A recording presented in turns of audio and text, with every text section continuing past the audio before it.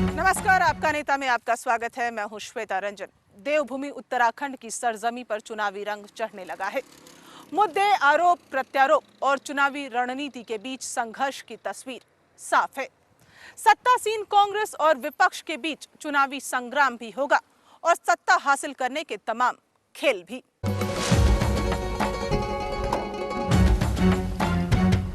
कांग्रेस के हाथ को कमजोर करने के लिए बीजेपी नेता पूरी शिद्दत के साथ जोर लगा रहे हैं।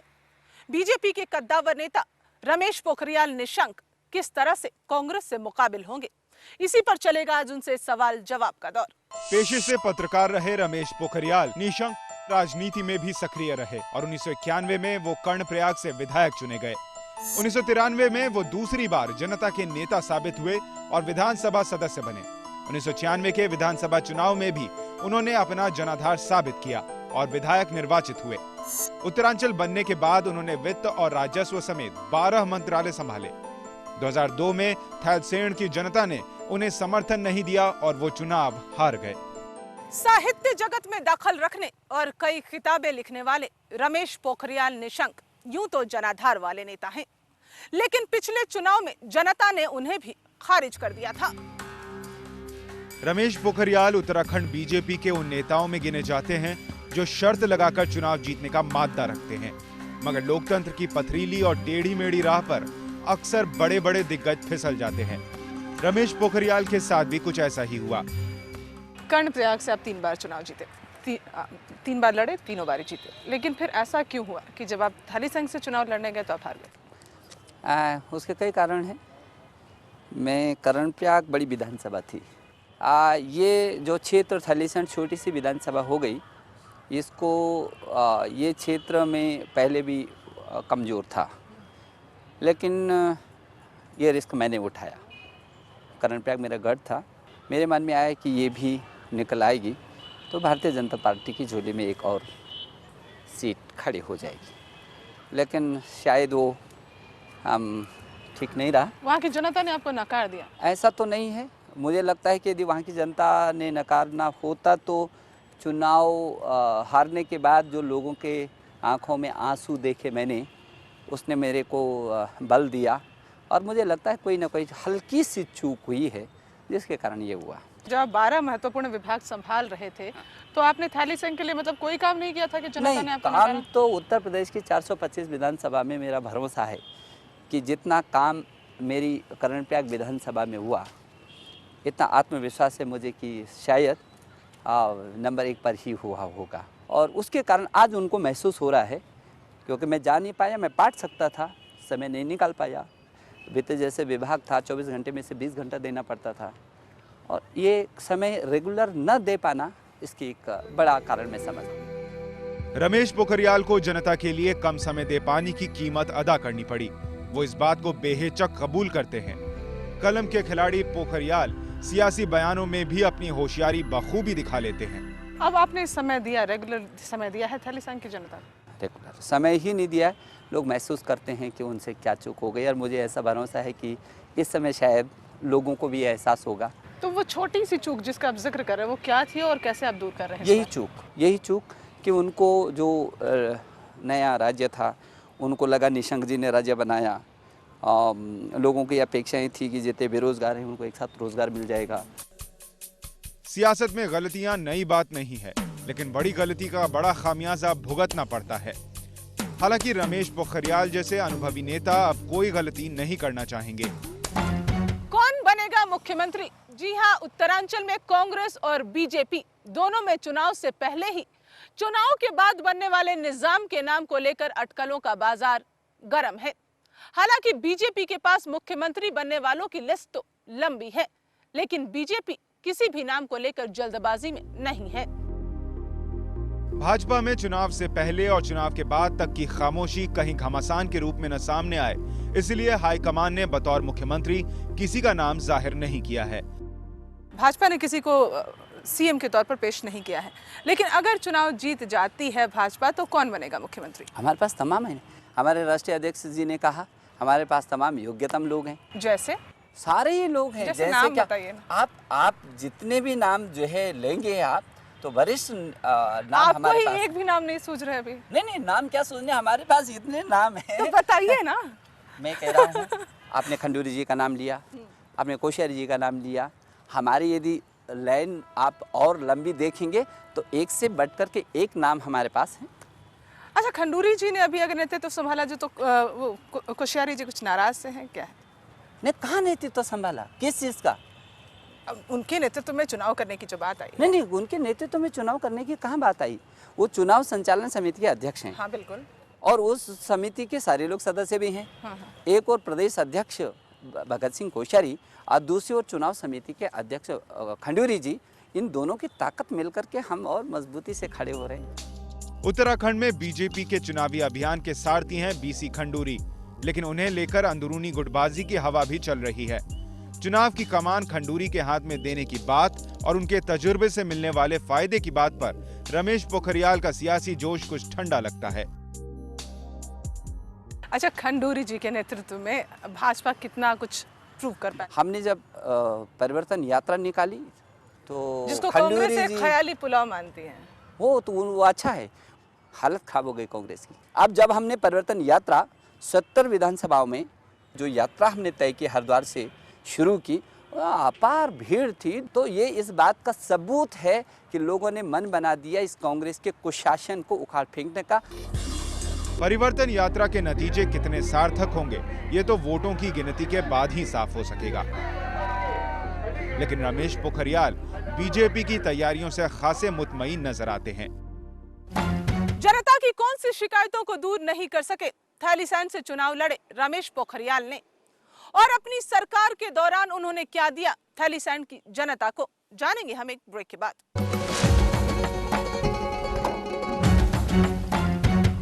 रमेश पोखरियाल निशंक ने कई अहम मंत्रालय संभाले हैं, मगर जनता की कसौटी पर वो पूरी तरह खरे नहीं उतर पाए।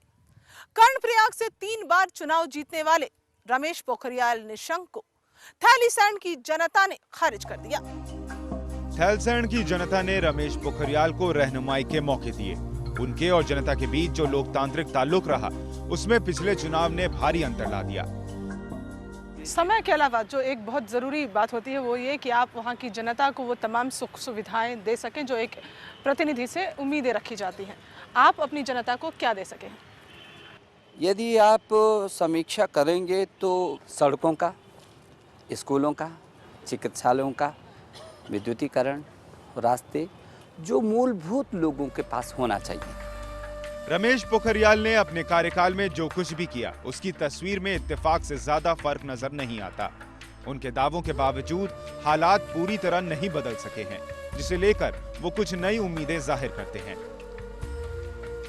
ये सब हालत तो अभी भी वहाँ बहुत खराब है। नहीं, मैं ये कहना चाहता हूँ कि जो काम मैंने तब शुरू किए थे राज्य बनने के बाद, तब ये काम हुए जब हम उत्तर प्रदेश जैसे राज्य में थे, तो तब हमने काम किए। लेकिन हमको दुख के साथ ये कहना पड़ता है कि जो काम 5 साल पहले मैंने शुरू किए थे, मेरी इस छोटी सी विधानसभा जो इतनी छोटी हो गई है वो थैलीसैंड, उसमें 2 दर्जन सड़कें ऐसी हैं जिसकी स्वीकृति हमने दी। आप कह रहे हैं इतनी छोटी हो गई है, लेकिन वो इतनी छोटी विधानसभा को भी आप सुसज्जित नहीं कर सकते। इसीलिए मैंने कहा वो उसका मौका नहीं मिला, मुझे थैलीसैंड विधानसभा में विधायक होने का मौका नहीं मिला। थैलीसैंड को अपनी कर्मभूमि बनाने की राह में रमेश पोखरियाल ने कोई कोर कसर नहीं छोड़ी है। अब देखना यह है कि जनता अपने पुराने नेता को कबूल करती है या नहीं। थैलीसैंड समेत सूबे में कांग्रेस बदहाली के दौर को खत्म नहीं कर सकी है। पहाड़ों की खूबसूरती बचाए रखने की बात हो या फिर प्राकृतिक संपदा को संजोए रखने का मुद्दा, समस्याएं बाकी हैं। बीजेपी नेता रमेश पोखरियाल नए वादे करते हैं। लोगों को जो कुछ कांग्रेस सरकार नहीं दे सकी है, वो अब बीजेपी की सियासी झोली से निकलेगा। कुछ ऐसा ही इरादा है भाजपा नेता रमेश पोखरियाल का, लेकिन वो किसी वादे से ज्यादा हकीकत पर एतबार की बात कहते हैं। तो अब आप ये वादा करते हैं कि आप वहाँ की जनता को वो तमाम सुख सुविधाएं देने वाले हैं? मैं वादा नहीं करता हूँ, लोग महसूस करते हैं और इतना मुझ पर भरोसा भी रखते हैं। इतना उनको पता है कि निशंक जी हमारे लिए कोई कमी नहीं छोड़ेंगे। उत्तराखंड के चुनावी महासंग्राम में कांग्रेस की सरकार को जनता की नजरों में खारिज करने के लिए बीजेपी ने कमर कस ली है। हालांकि रमेश पोखरियाल का कहना है कि उनकी पार्टी सिर्फ कांग्रेस के कमजोर होने का फायदा नहीं उठाएगी, बल्कि जनता के बीच अपनी पकड़ को भी साबित करेगी।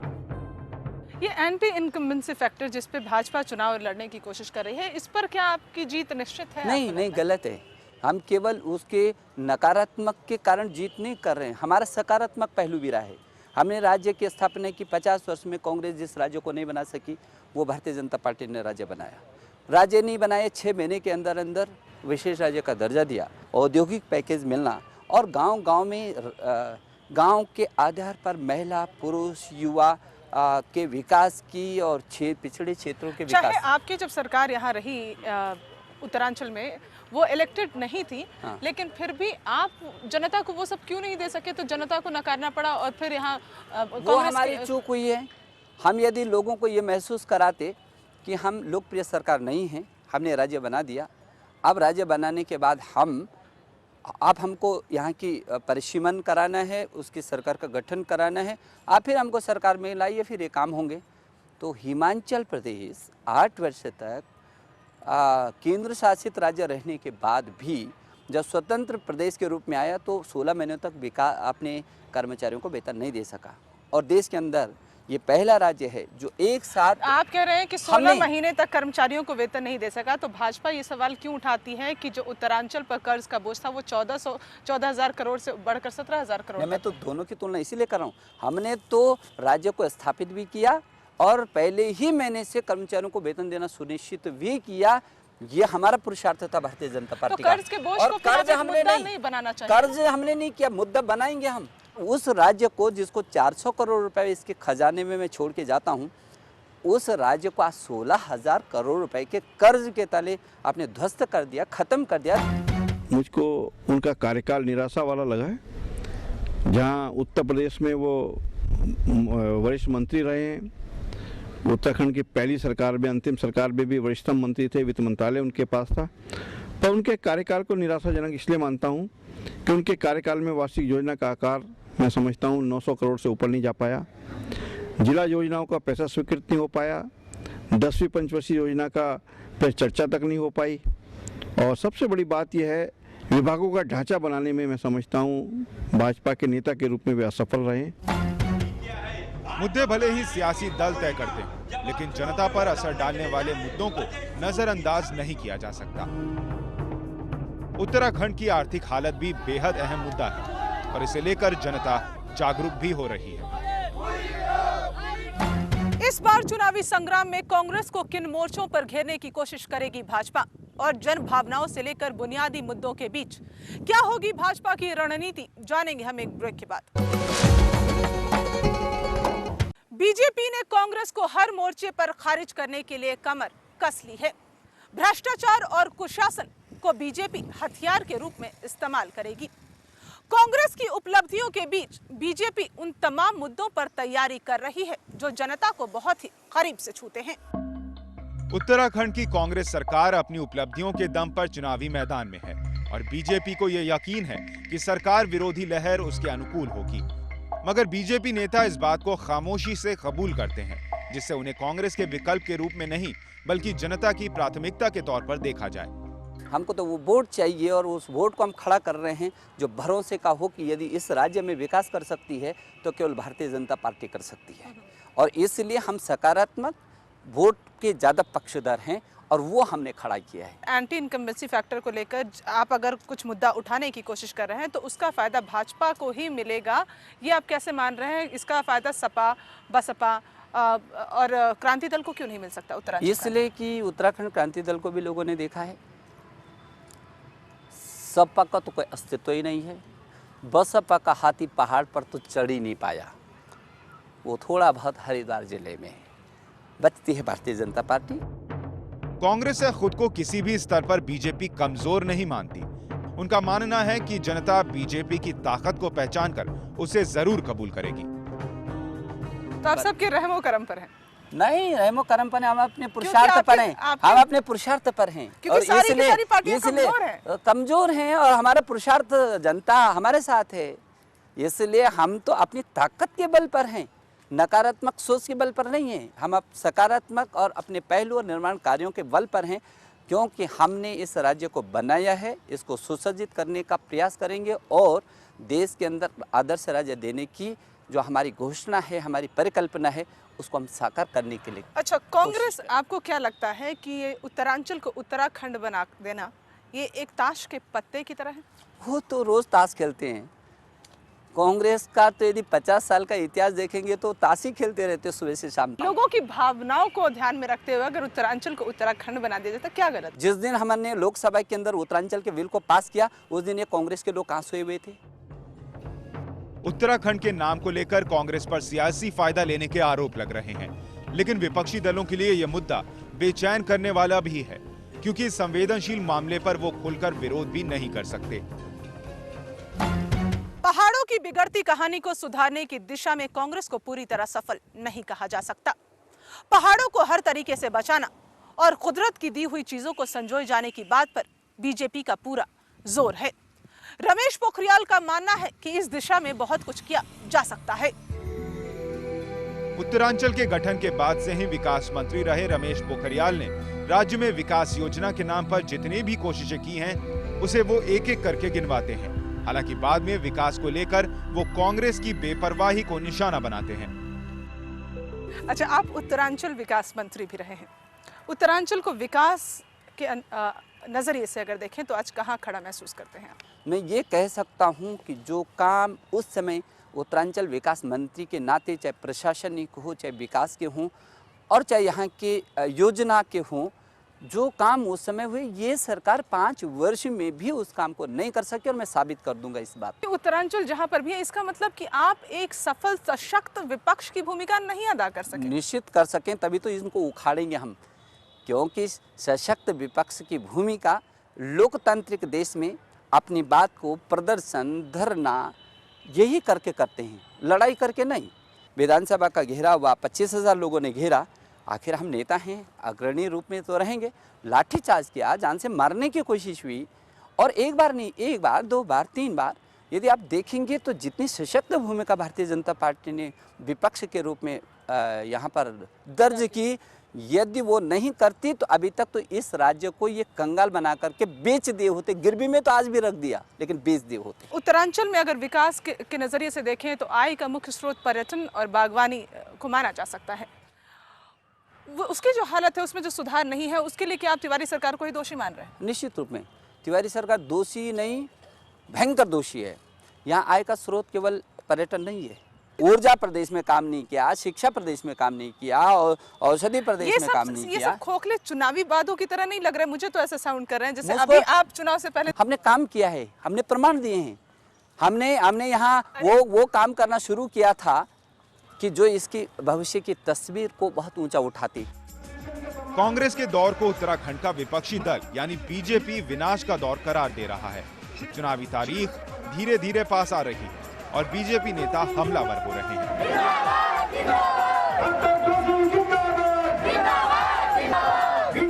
आप कह रहे हैं कि उत्तरांचल विनाश के कगार पर है। इस सरकार तिवारी सरकार कहती है कि उन्होंने विकास दर को 2 गुना कर दिया है। जनता कहती है कि ये तो सारे एक ही थाली के चट्टे बट्टे हैं, चाहे भाजपा हो चाहे कांग्रेस हो।